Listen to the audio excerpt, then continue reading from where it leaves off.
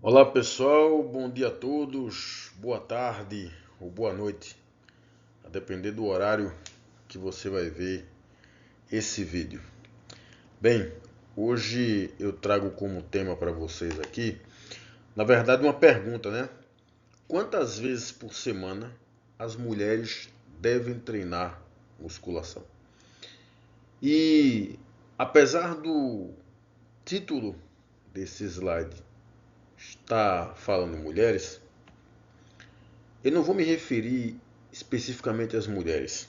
É porque o estudo que eu vou trazer para vocês, para a gente conversar, ele trata sobre mulheres. Né? Então, as respostas que eu vou mostrar para vocês é porque foi um estudo que utilizou mulheres. Mas esses achados podem ser aplicados também a homens. Tá? Bem, antes de eu começar a conversar com você sobre isso, eu preciso que você curta, comente e compartilhe, se inscreva no meu canal e ative o sininho. Ative o sininho para quê? Para que todas as vezes que eu postar, o algoritmo te avise que tem um vídeo novo meu. Se inscreva no meu canal, caso você não seja inscrito, porque aí você vai receber semanalmente no mínimo um, no máximo dois vídeos falando sobre esses temas ligados a exercício físico, ligados a treinamento, especificamente treinamento resistido, né, que as pessoas conhecem popularmente como musculação, tanto nos ganhos de massa muscular e força, mas também na prevenção e tratamento de doenças crônicas, né, várias doenças crônicas, como por exemplo a hipertensão arterial, diabetes tipo 2, obesidade, síndrome metabólica, osteoporose, HIV, no caso não na prevenção, mas no tratamento, depressão, ansiedade, doença de Parkinson e por aí vai. Né? E claro, treinamento resistido em idosos, que eu falo muito sobre esse tema. Né? Curta, comente e compartilhe para que o algoritmo ele entenda que você gosta desse conteúdo, que você se interessa por esse conteúdo e aí ele te ofereça mais, tanto conteúdos meus como conteúdos de outros produtores de conteúdo que falam sobre temas correlatos. Sobre o comentário, não precisa ser necessariamente um elogio ou uma crítica, mas simplesmente um bonequinho lá, um emoji, só para o algoritmo entender, saber que você se relaciona com esse conteúdo. E sobre a questão do compartilhar, é importante você compartilhar porque alguma pessoa pode se beneficiar das informações que eu passo aqui para vocês, que são informações importantes, são informações relevantes e embasadas na ciência. Então, dito isso, vamos lá começar a conversar sobre esse assunto. Eu vou repetir a pergunta para você: quantas vezes por semana as mulheres devem treinar musculação? Então, vamos lá. Bem, é, ganhar massa muscular e força é importante para ter uma vida mais saudável, para ter um estilo de vida mais saudável. Tanto o ganho de massa muscular quanto a força leva você a ter um estilo de vida saudável e uma vida mais saudável, portanto, como o que você faz para conseguir o ganho de massa muscular e a força, e o ganho de força, levam você a ter uma vida mais saudável e, portanto, um estilo de vida mais saudável. Né? Ganhar massa muscular não é só uma questão de estética. Ganhar força muscular não é só uma questão de desempenho físico. Ganhar massa muscular e força também é uma questão de saúde e é importante que as pessoas saibam disso. É importante as pessoas entenderem isso. A partir do momento que eu ganho massa muscular, eu melhoro a minha saúde. A partir do momento que eu ganho força muscular, eu também melhoro a minha saúde. Por exemplo, a maior massa muscular está associada a uma maior chance de sobrevivência e de recuperação de numerosas doenças. Mas quando eu falo maior massa muscular, que eu não estou me referindo a pessoas extremamente volumosas, eu não estou falando de fisiculturistas, eu não estou falando de pessoas que tomam esteroides anabolizantes para ficar com uma quantidade exorbitante de massa muscular. Eu estou comparando a pessoa que tem mais massa muscular, por exemplo, com a pessoa que tem muito menos massa muscular ou que não tem praticamente massa muscular nenhuma, né? Está num processo sarcopênico, enfim. É isso que eu estou comparando, tá? É isso que eu estou dizendo.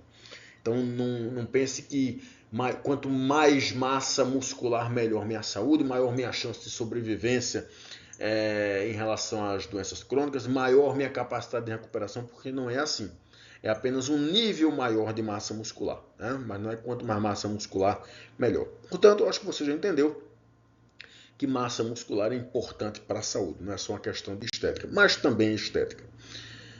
Bem, um estilo de vida sedentário e o processo de envelhecimento, e quando eu falo em processo de envelhecimento, não estou me referindo apenas a idosos, não estou me referindo a pessoas com mais de 60 ou 65 anos, eu estou falando do processo de envelhecimento, né? Começa ali a se acelerar a partir dos 30 anos, se você não fizer nenhuma intervenção para reverter ou para desacelerar esse processo. Quando você junta ali um estilo de vida sedentário e um envelhecimento, isso causa uma série de disfunções musculares que vão desencadear numa queda na massa muscular, na força e na função física.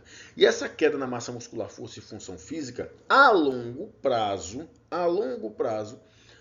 pode desencadear um processo sarcopênico em idosos. E sarcopenia, eu gravei um vídeo agora sobre isso, vai ao ar essa semana. A sarcopenia ela não é simplesmente a perda de massa muscular, força e desempenho funcional. Não é uma coisa sem maiores consequências. A sarcopenia está associada com uma série de desfechos negativos de saúde, como por exemplo, quedas, hospitalizações, fraturas, fragilidade, incapacidade, mortalidade. Portanto, idosos sarcopênicos, eles caem mais. Essa queda pode vir acompanhada de fraturas. Idosos sarcopênicos, eles são mais hospitalizados, ou seja, eles se internam com a maior frequência. E além de se internarem com a maior frequência, eles ficam mais tempo internados. O tempo de internamento é maior. Idosos sarcopênicos, eles têm mais chance de desenvolverem a fragilidade. Né? Que quando você perde uma massa corporal significativa, junto com massa muscular também, força e desempenho funcional, você fica muito dependente para fazer atividades banais, até para tomar banho sozinho. Né? A sarcopenia está associada com fragilidade. Como é fragilidade? Já falei fragilidade. Incapacidade. Ou seja, você fica extremamente dependente e está associada com mortalidade precoce. Tá? Portanto, intervenções no sentido de prevenir a sarcopenia é muito importante. Então, quando a gente fala que as pessoas jovens devem treinar força, é por uma série de motivos, mas um desses motivos é para prevenir uma possível sarcopenia lá na frente, porque essa pessoa vai envelhecer, né? O que tudo indica, ela vai envelhecer. Então, vamos prevenir uma possível sarcopenia? Vamos treinar força para ganhar massa muscular, ganhar assim legal. Vamos treinar força para ganhar força, para ganhar função física, né? Então, o treino de força serve para isso mesmo, serve para isso também, né? Inclusive para mulheres, né? A sarcopenia comete muitas mulheres. Então, a gente pode pensar nesse objetivo a mais aí, não é só ficar com a coxa durinha e hipertrofiada, não é só para ficar com um bumbumzinho empinadinho, não, cheio de massa muscular, não. É para melhorar a massa muscular, para melhorar a saúde mesmo, é para melhorar a força e a função física, para prevenir sarcopenia lá na frente. A gente tem que pensar lá na frente também, a gente tem que pensar no futuro. A musculação é uma espécie de poupança, ou melhor, a musculação não. A massa muscular e a força é uma espécie de poupança. Eu vou acumulando para quando chegar lá na frente, que vai chegar lá na frente, vai ter queda, pelo menos eu tenho uma quantidade maior de força e massa muscular. Então essa queda vai acontecer, mas não vai afetar a minha capacidade física, não vai afetar a minha independência. Conseguiu acompanhar o raciocínio? É por aí. E aí o que acontece? Após os 30 anos, o processo de envelhecimento ele começa a dar uma acelerada, né? Porque, na verdade, o processo de envelhecimento ele começa a partir do momento que você nasce, né? Você vai envelhecendo. Só que quando chega nos 30 anos, ele se acelera em relação a quando você era um adulto mais jovem e um adolescente. De forma que a partir daí, de mais ou menos os 30 anos, você tem um declínio de 3 a 8% de massa muscular por década. A cada 10 anos, você tem uma perda de 3 a 8% de massa muscular. Caso você não faça nenhuma intervenção para conter essa perda. Se você já é uma pessoa que está com 30 anos, 35 anos, e treina força, treina bem, essa perda não vale para você. Né? Você não tem essa perda, 3 a 8% não. Ao contrário, você tem o ganho. Né? Isso aqui é para quem não se envolve em intervenções que promovem o aumento da massa muscular. Né? e da força também. Só que, e aí o que acontece? Aquela informação que eu dei para vocês acontece a partir dos 30 anos, né? Na medida que você vai envelhecendo, aquela magnitude de perda de massa muscular, ela vai aumentando. Principalmente quando a gente fala em força, você perde mais força do que massa muscular. Então, utilizar intervenções para reverter isso, ou desacelerar esse processo, é muito importante. E o treinamento resistido, deixa eu colocar o pincelzinho aqui, esqueci de colocar um apontador. E o treinamento resistido é uma das atividades mais populares utilizadas para ganhar massa muscular e para ganhar força também. Tá? Veja, o treinamento resistido, a musculação, aumenta a força muscular, aumenta a resistência muscular localizada, se for feito um protocolo específico para aumentar a resistência muscular, aumenta a aptidão física geral, né, principalmente no sentido de aumentar força, resistência, melhorar a composição corporal, aumentar a flexibilidade, se ela for feita apropriadamente, né, com amplitude de movimento alta. Então, melhora a tua aptidão física geral e melhora a hipertrofia. Mas não é só isso, não. O treinamento de força, é porque uma hora eu falo treinamento de força, outra hora treinamento de resistência, outra hora musculação. É a mesma coisa, tá?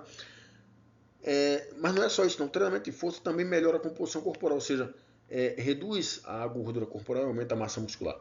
E melhora a massa óssea, porque a massa óssea também é um componente da composição corporal.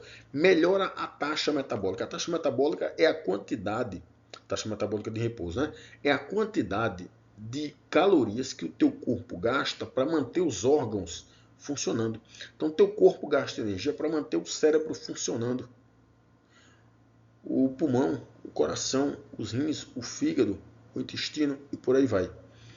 Quando você faz treinamento de força, a tua taxa metabólica de repouso é aumentada, ou seja, você transforma o seu organismo num organismo mais gastador, ele gasta mais energia para manter os órgãos vitais funcionando, todos os órgãos funcionando, na verdade, né? E essa energia gasta numa maior quantidade é retirada de onde? Da gordura. Portanto, o treinamento de força, ele promove emagrecimento também, tanto por ação direta quanto por ação indireta. Uma ação indireta, por exemplo, treinamento de força aumenta a taxa metabólica. Aumentando a taxa metabólica, eu faço com que o meu organismo gaste mais gordura para manter os órgãos funcionando. Beleza? E o treinamento de força também reduz o risco de doenças crônicas. Quem treina força, grave bem o que eu vou dizer agora.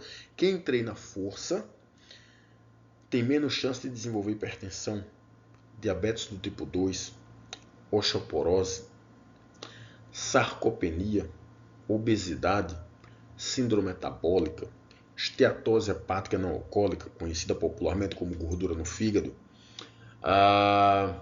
depressão, ansiedade, doenças neurodegenerativas como doença de Parkinson, doença de Alzheimer, dentre várias outras doenças crônicas, né? Então veja que o treinamento de força ele não é só estética não, viu? Não é só ganhar massa muscular e perder gordura não, tá? O treinamento resistido ele também melhora a saúde cardiovascular, melhora a densidade mineral óssea, ou seja, deixa os meus ossos mais fortes, isso é um ponto importante para a prevenção da osteopenia e osteoporose, reduz a pressão arterial, não da mesma maneira, com a mesma efetividade, com a mesma magnitude do que o exercício aeróbio, ou do que o treinamento combinado, que é quando você faz musculação aeróbica na mesma sessão de treinamento, mas ele reduz, né? Embora a literatura ainda é controversa nesse ponto, existem estudos mostrando reduções, existem estudos mostrando que não reduz, né, que mantém, existem estudos até mostrando aumento, mas vamos lá, tem estudos mostrando que ele apresenta redução? Tem. O treinamento resistido reduz pressão arterial. E reverte fatores específicos do envelhecimento no músculo. Então veja que os efeitos positivos do treinamento resistido, ou do treinamento de força, ou da musculação, que dá na mesma coisa, são vastos, são vários. Não é só perder gordura e ganhar músculo, né? Só que para você ter resultados, e os resultados que eu estou falando aqui não são só ganhos de massa muscular e perda de gordura e ganho de força, mas também qualquer outro benefício na saúde, por exemplo, né? Para você ter benefícios do treinamento resistido, você precisa controlar apropriadamente as variáveis de treinamento. E as variáveis de treinamento mais comuns do treinamento resistido são o volume, a intensidade e a frequência. O volume ele diz respeito ao número de séries, número de repetições e carga levantada. A carga levantada, por exemplo, é o volume de carga. Então, quando você quer saber o volume de treinamento de um indivíduo na musculação, você tem que pegar o número de séries, multiplicar pelo número de repetições e, se não me engano, dividir pela carga. Alguma coisa por aí, tá? É um cálculozinho que todas as vezes eu me confundo para dizer ele de cabeça, mas ele tem a ver com essas três variáveis aí, número de séries, número de repetições e carga levantada, tá? Então, se eu faço mais séries, eu aumento o volume. Se eu faço mais repetições com a mesma carga, eu aumentei o volume. E se eu aumento a carga, eu também aumentei o volume. A intensidade é outra variável de treinamento. A intensidade se refere à carga, a intensidade de carga. A intensidade se refere à intensidade dos esforços, né? Se uma determinada série ela teve um esforço mais alto ou menor, né? A intensidade se refere ao tempo de intervalo entre as séries. Um tempo mais curto intervalo entre as séries apresenta uma intensidade de esforço maior, por exemplo, né? E a frequência semanal diz respeito a quantas vezes por semana um determinado grupo muscular é treinado, ou quantas vezes por dia ele é treinado, né? Então, quando você quer verificar resultados na musculação, essas três variáveis devem ser manipuladas de forma adequada. E aí, quando a gente fala em volume de treinamento, é complicado porque a gente mostra o seguinte, a literatura científica ela mostra isso consistentemente. O volume de treinamento ele está associado aos ganhos de hipertrofia. Significa que maiores volumes de treinamento promovem maiores aumentos nos ganhos de massa muscular. Aí, quando a gente dá uma informação dessa, o que é que as pessoas pensam? Que quanto mais volume, melhor. Ou seja, é um negócio quase que ad eterno. Ao invés de fazer 3 séries, eu vou fazer 30 séries. Não é assim que funciona. Porque o que tudo indica, existe um limite acima do qual, se você fizer mais, você não vai ter mais resultado. Pode ser até que você tenha resultado negativo. É isso que mostra esse gráfico, por exemplo. Desse lado você tem a hipertrofia, o ganho de massa muscular, e aqui você tem o número de séries. Se, pensando num determinado grupamento muscular, por exemplo, vamos pensar aqui no bíceps, você dá 1 a 2 séries, o estímulo é muito baixo. Tem ganho de hipertrofia? Tem, mas é muito baixo. Se você dá 3 a 4 séries, você tem um ganho maior, tá vendo aqui? Um ganho maior. Se você dá 5 a 6 séries, você tem um ganho maior ainda. Tá vendo que tem uma relação entre volume de treinamento e ganho na hipertrofia? Maiores volumes promovem ganhos na hipertrofia mesmo, né? Então, quando eu faço mais séries para aquele grupamento muscular ele cresce mais. Quando eu faço 7 a 9 séries para aquele grupamento muscular, eu ganho mais ainda, mais massa muscular, só que aí eu atingi o pico. Se eu fizer mais de 10 séries para aquele grupamento muscular, agora ao invés de eu melhorar ou estabilizar, o que é que acontece? Queda na massa muscular. Então parece existir um limite acima do qual eu não vou ter mais melhora se eu fizer mais séries. Ao contrário, eu vou ter pior. Então cuidado com a quantidade de séries que você faz para um determinado grupamento muscular. Quando eu falo em bíceps, por exemplo, não estou me referindo só aos exercícios localizados de bíceps, não estou me referindo só à rosca direta ou à rosca Scott. Se você faz puxada, remada, dentre outros exercícios que utilizam bíceps também, aquilo também é contado como série. Então contabilize direitinho para não fazer excesso de treinamento. E ao invés de você ter um resultado positivo, você tem um resultado negativo, que é o que ninguém quer, né? Ninguém treina para ter resultado negativo na musculação. Bem, vamos lá para o estudo, porque aí a gente responde a pergunta lá do início do vídeo, né? Quantas vezes por semana as mulheres precisam treinar musculação para ter resultados, né? E mais uma vez eu falo para você, esse vídeo aqui ele não é direcionado apenas às mulheres, é porque o estudo ele trata de mulheres, ele usou mulheres para responder essa pergunta, mas os resultados aqui apresentados podem ser extrapolados também para homens. Bem, esse estudo ele foi publicado na revista Medicine. Foi um ensaio controlado, né? um ensaio clínico. Ele foi publicado em 2024, portanto, ano passado, e ele é intitulado Efeitos Dose-Resposta de 8 semanas de treinamento resistido na composição corporal e desempenho muscular em mulheres jovens destreinadas. Foi um ensaio quase experimental. Quase experimental significa que não teve grupo controle, o que é ruim, não é legal. Eu já estou dizendo a você uma crítica desse estudo aqui.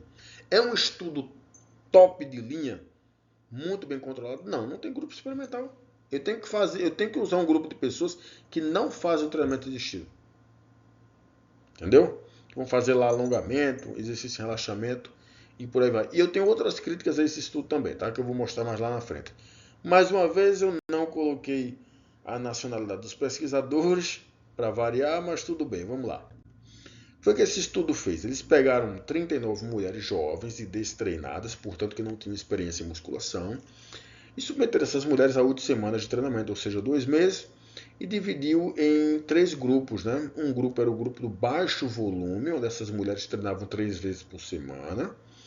Tinha um grupo do volume moderado, onde essas mulheres treinavam 4 vezes por semana. E tinha um grupo do alto volume, onde essas mulheres treinavam 5 vezes por semana. Tá? Observe que a diferença de um para o outro era de uma série só. Por exemplo, do grupo baixo volume para o moderado, a diferença era de uma série.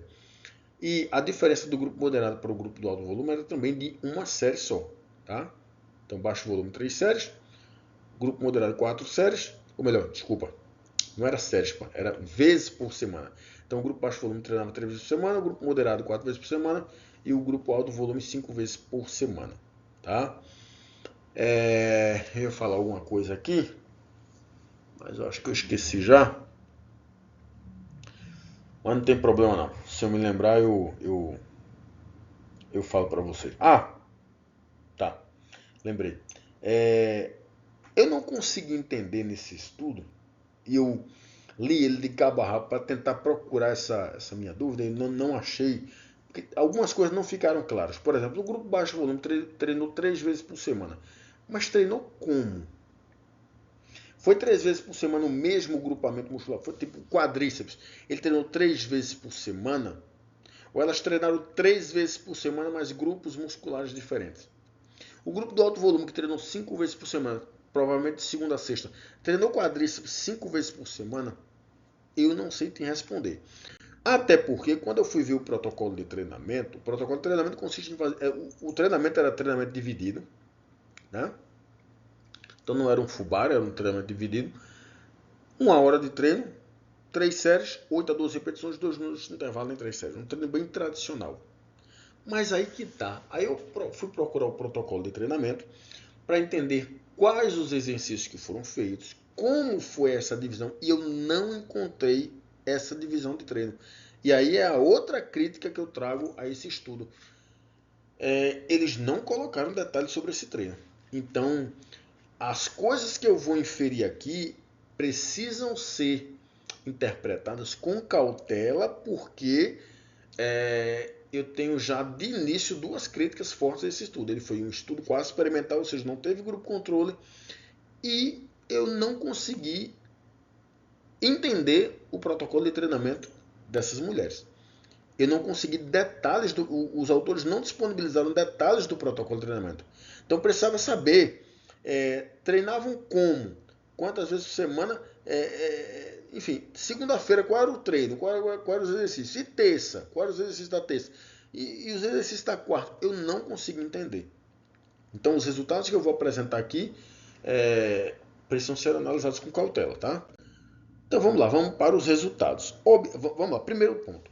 LVT significa baixo volume, tá? Ou seja, as mulheres que treinaram 3 vezes por semana. E eu desconfio que era 3 vezes por semana no mesmo grupamento muscular, tá? MVT significa moderado volume. E o HVT, alto volume. Vamos lá para percentual de gordura. Observe que o grupo moderado perdeu mais gordura, perdeu 3,5% de gordura. saíram de 23,8 para 20,3. Quem mais perdeu gordura aqui, percentual de gordura, foi o grupo moderado volume. Ou seja, que treinou 4 vezes na semana. O grupo do alto volume, ou seja, que treinou 5 vezes por semana, isso é volume semanal, né? Treinar, você pode medir o volume de treinamento pelo volume semanal, tá? Quem treinou 5 vezes por semana não perdeu mais não, tá vendo? Quem treinou mais, quem treinou com volume moderado foi que teve os melhores resultados em termos de percentual de gordura. Aí quando vem para massa magra, massa livre de gordura, eu fiquei sem entender isso aqui. É a terceira crítica do estudo, porque geralmente os estudos de treinamento resistido, eles mostram ganhos na massa magra. Esse, pela primeira vez, os indivíduos perderam, o pessoal do moderado volume perdeu massa muscular, não, massa magra, perdeu massa magra, o pessoal do alto volume também perdeu massa magra e o pessoal do baixo volume praticamente não alterou. Tá? Mas tudo bem, eu deixei para lá, porque quando eu for apresentar espessura muscular, que é uma medida de hipertrofia, ela me satisfez. Né? Então esquece essa massa magra aqui. Aqui você tem massa gorda, ou seja, gordura corporal. Quem mais perdeu foi o grupo do moderado volume.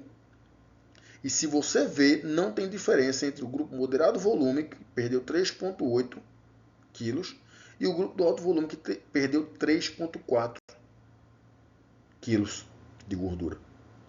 Ou seja, fazer 4 vezes por semana, treinar um grupo muscular 4 vezes por semana, deu na mesma coisa que treinar 5 vezes por semana. Para perda de gordura. Tá? Aqui você tem os dados de salto vertical e pico de potência. Eu vou pular essa parte porque isso não interessa muito para a maioria das pessoas, porque a maioria das pessoas que se engajam na musculação, elas não querem melhorar desempenho de salto vertical nem de potência de pico. Elas querem outra coisa. Né? Mas se você observar aqui, não teve diferença entre o grupo do moderado volume e do alto volume. Né? E aqui o grupo do alto volume até saiu na vantagem no pico de torque, né? Mas, enfim, vamos pular, vamos para os resultados que mais interessam as pessoas, né? Aqui você está vendo a espessura muscular, ou seja, agora sim uma medida de hipertrofia. E o grupo do moderado volume ganhou mais, 0,37 centímetros. Enquanto o grupo do alto volume, ou seja, que treinou 5 vezes por semana, não ganhou mais e ganhou até menos do que o grupo do moderado volume. Entendeu? Então, para a hipertrofia muscular, foi melhor treinar 4 vezes por semana aquele determinado grupamento muscular do que treinar 5 vezes por semana. Tá? Aqui você está vendo, eu devia ter diminuído isso aqui. Eu também nem ajustando. Eu fui fazer umas correções aqui antes de gravar o vídeo. Aí terminei aumentando o tamanho da tabela para poder enxergar mais os dados. Terminei não diminuindo aqui, tá? Mas não tem problema não. Aqui vocês estão vendo os resultados em relação à força muscular em alguns exercícios. No supino reto, por exemplo, o grupo moderado teve um maior aumento, de 15,4 quilos. Né? E observe que o grupo do baixo volume, que foi 3 vezes por semana, ganhou praticamente a mesma coisa do grupo de alto volume, que treinou 5 vezes por semana. E o grupo moderado saiu na vantagem para a força no supino. Aqui é na remada sentado, onde o grupo moderado saiu na vantagem. Aqui a cadeira flexora, o grupo moderado saiu na vantagem. E aqui é o leg press, o grupo moderado saiu na vantagem também. E se você for ver os outros dados, o grupo moderado ele tende a sair na vantagem, praticamente em todos. E aí vem a minha terceira crítica a esse estudo. Eu vou perguntar a vocês aqui, né? Tu não acha muito estranho que só o grupo moderado sai na vantagem, não? Em nenhum momento o grupo do baixo volume não sai na vantagem? Ou em nenhum momento o grupo do alto volume sai na vantagem? Porque, veja, será que todos os grupos musculares responderam igualmente? A gente sabe que não. A literatura científica ela mostra que os diferentes grupamentos musculares respondem de maneira diferente a diferentes volumes de treinamento e até intensidades de treinamento. E aqui saiu tudo muito bonitinho, só dando vantagem para o grupo moderado. Ou seja, as mulheres que treinaram 4 vezes por semana. Vou dizer um negócio para você, eu estou apresentando esse estudo para você. Mas eu não confio 100% nele não.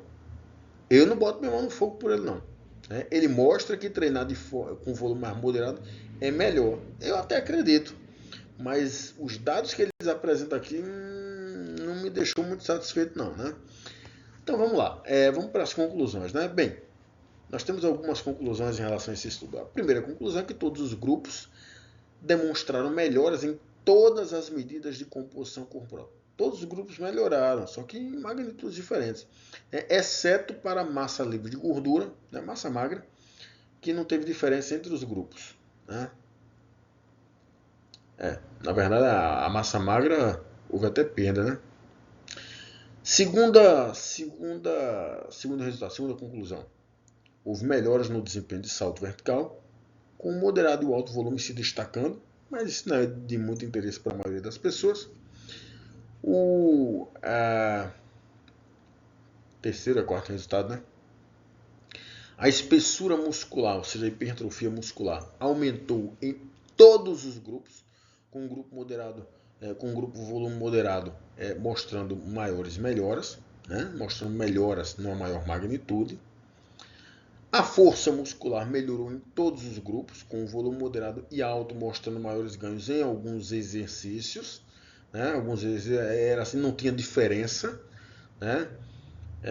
O que mostra que ou você faz volume moderado porque ele sai na vantagem, ou como não tem diferença entre fazer com volume moderado um volume alto, então faz no volume moderado, pelo menos você não fica perdendo tempo para tentar ganhar mais força e no final das contas não vai ganhar. Né? O volume moderado demonstrou maiores aumentos de força no supino, no leg press e no RM total, ou seja, na força total. Né? E em outros exercícios também. Não houve diferença entre os grupos para remada e agachamento. Né? Embora houve uma tendência do moderado volume sair na vantagem, o volume moderado demonstrou as adaptações mais favoráveis na maioria dos casos. Eu diria em quase todos os casos, né, o volume moderado. O que faz a gente pensar que fazer menos vezes por semana, eu até vou ter ganhos, mas ganhos numa menor magnitude. Se eu fizer todos os dias, ou seja, um volume mais alto de treinamento, ao invés de eu ter melhoras, pode ser que eu tenha, pode ser que eu tenha piora ou tenha um resultado semelhante a quem treina com um volume mais moderado. Ou seja, parece que a coisa, quando a gente fala em ganho de massa muscular, força, perda de gordura, parece que o caminho é meio que o caminho do meio. Tipo assim, nem pouco demais e nem demais. Fique no meio termo, ou seja, equilíbrio, moderação. Né? Bem, eu espero ter contribuído. Um abraço a todos e até mais. E não esqueça de curtir, comentar, compartilhar, ativar o sininho e se inscrever no meu canal. Ok? Um abraço a todos. Até mais.